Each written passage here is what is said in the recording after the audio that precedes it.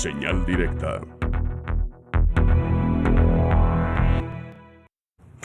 Una de la tarde con 32 minutos, dándole continuidad aquí en Radio y Canal 44 a este tema tan importante, tan vital, que es el tema del agua en Jalisco y sobre todo en área metropolitana de Guadalajara. Saludamos con enorme gusto en la línea telefónica al maestro Miguel Magaña Virgen. Él es jefe del Departamento de Ciencias Ambientales de El CUCBA.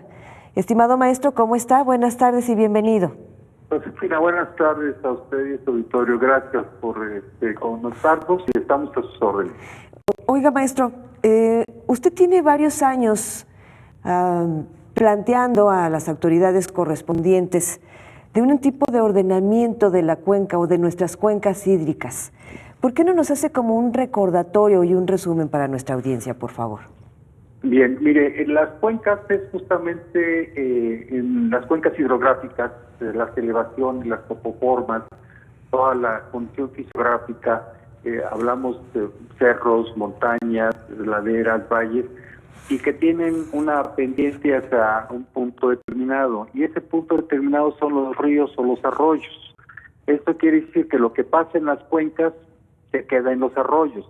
Si en la cuenca hay deforestación, si en la cuenca hay se aplica una cantidad importante o extrema de agroquímicos, si en la cuenca hay arrastre de suelos, si en la cuenca hay generación de contaminantes, si en la cuenca se están haciendo obras que están dañando precisamente los procesos o interrumpiendo los procesos de escurrimiento, todo repercute en el río o en la parte más baja de la cuenca, que es un río, un arroyo o un lago, una laguna.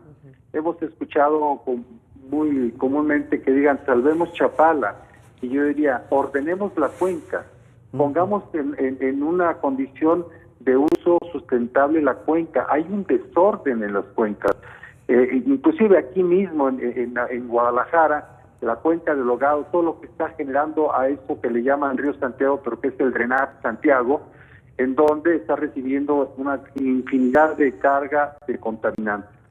Por otro lado, como bien decía Arturo Gleason, el crecimiento urbano, cada vez que se abre un desarrollo, cada vez que se propone un desarrollo, siempre hay factibilidad de agua, y en este momento pues ya no ajusta para todos.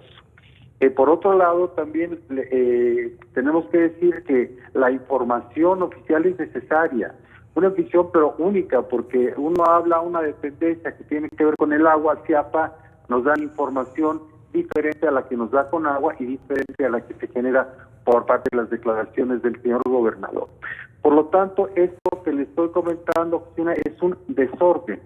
¿Qué hemos propuesto desde hace mucho tiempo? Ordenar las cuencas, el ordenamiento de las cuencas, saber exactamente qué es lo que se tiene que hacer en cada parte, tener un proceso de extensionismo ambiental para ir regulando poco a poco, pero sobre todo en un programa a largo plazo. No podemos cada 3 años o cada 6 años estar inventando programas y estar gastando recursos en programas que al final del sexenio también se van con el sexenio, perdemos dinero y las cosas no llegan a tiempo.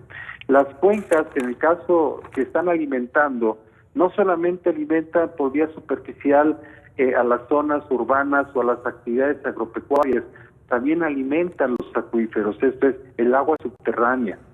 Pero, ¿qué es lo que estamos haciendo? El ejemplo que invariablemente y lamentablemente tenemos siempre a la mente, estamos llenando de concreto y de cemento el vacío cuando es una zona importantísima de recarga de agua. Los acuíferos están bajando sus niveles y no los estamos recargando porque estamos cubriendo con cemento una cantidad importante de áreas que son necesarias. Esto es un desorden. Por esta razón, lo que aparentemente puede ser sencillo, pero es muy complejo, es hablar de ordenamiento hídrico, ordenar territorialmente todas las cuencas con el criterio, con la modalidad de proteger, de prever, de captar, de tener agua y sobre todo dejarle a los ríos esa actividad ambiental, sus servicios ecosistémicos, ya no estarlos represando y menos con megapresas. Doctor Miguel Magaña, buenas tardes, le saluda José Ángel Gutiérrez. ¿Qué tal, José Ángel? Oiga, doctor, ¿implicaría este ordenamiento de las cuencas inclusive llegar a aplicar restricciones en cuanto al desarrollo habitacional, al crecimiento urbano, por ejemplo, en algunas zonas, en algunas regiones, particularmente la zona metropolitana, es decir, aquí ya no más habitantes. Excelente tu pregunta, José Ángel, y me permite señalarte lo siguiente: no es lo que hacemos, José Ángel, es cómo lo hacemos. No es el crecimiento el problema, sino cómo se está generando ese crecimiento. Daré un ejemplo: los edificios, las construcciones verticales soportan una sobrecarga en un lugar determinado y, por supuesto, requieren agua, requieren nuevas instalaciones, requieren una serie de condiciones, y hacen construcciones verticales precisamente en zonas consolidadas, donde ya aparentemente los servicios están consolidados, pero al haber más demanda, meter más vehículos, meter más demandas de energía, genera un caos.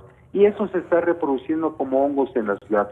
Por otro lado, la ciudad crece de forma anárquica y especulativa, no crece hacia donde debe de crecer.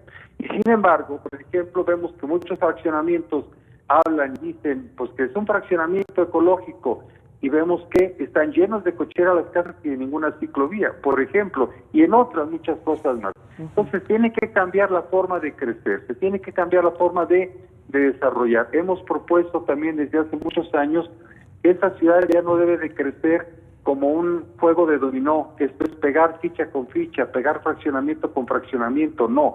Debe de crecer tipo ajedrez, áreas verdes, áreas recreativas, áreas productivas y áreas urbanas, donde el proceso de transporte sea el que decide esta condición. Por lo tanto, esa es la forma de crecer la que tenemos que analizar y modificar.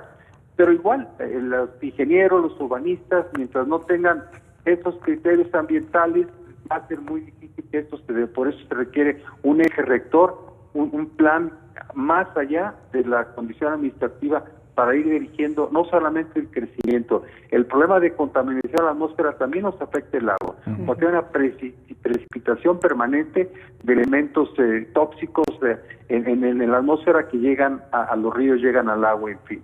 Es todo un proceso integral. Esa es la integralidad, no lo que hemos escuchado como discursos.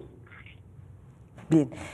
Maestra Magaña Virgen, en todo esto que nos ha informado sumamente interesante, pues usted sacó el tema del Bajío. Recuerdo en una charla, una entrevista que le pude realizar hace como 1 año y medio precisamente en esta zona, usted me habló, y así lo titulé la nota, del cártel de concreto. Y a lo que ahora está señalando, yo le preguntaría, aparte del cártel del concreto, ¿también tenemos un cártel del agua?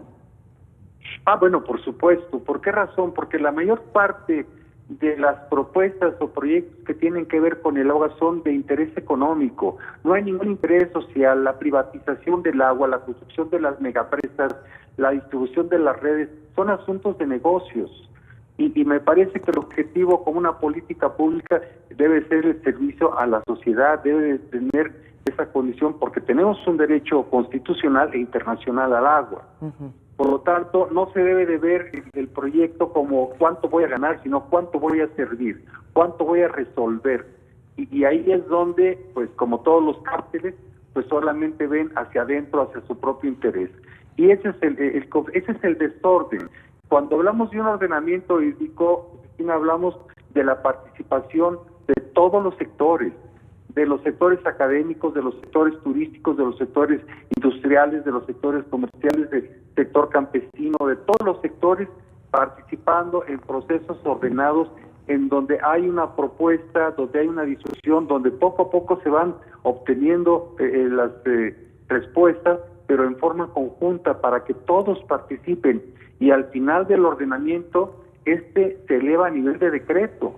Y eso es lo que precisamente por ello, pues en el estado de Jalisco no hay más de 5 o 6 municipios ordenados, porque obviamente pues se les quita o les coarta los intereses a estos cárteles y a muchas gentes más de un verdadero desarrollo sustentable.